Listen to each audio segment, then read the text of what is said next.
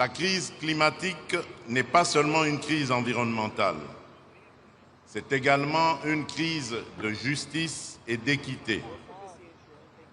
Ceux qui ont le moins contribué au dérèglement climatique payent aujourd'hui le prix le plus lourd.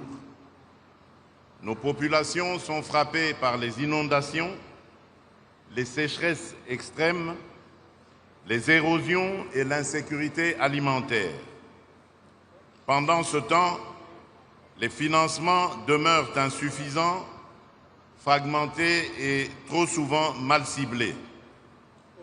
J'en appelle à un rééquilibrage entre financement de l'atténuation et celui de l'adaptation.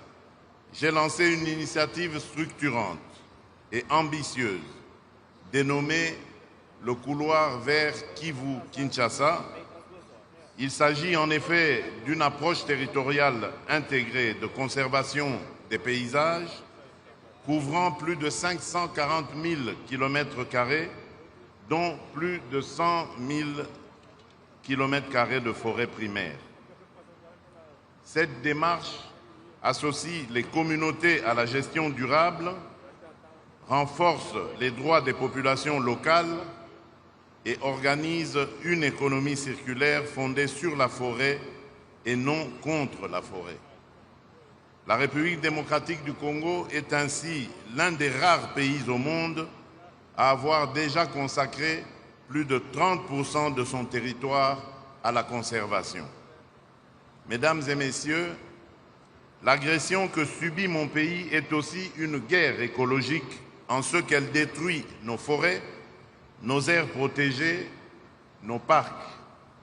Je formule vivement le vœu que la COP30, ici à Belém, marque un départ dans notre volonté commune de léguer aux générations futures une planète où il fera beau vivre.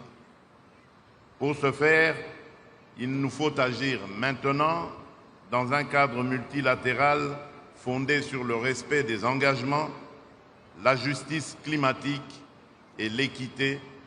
Je vous remercie.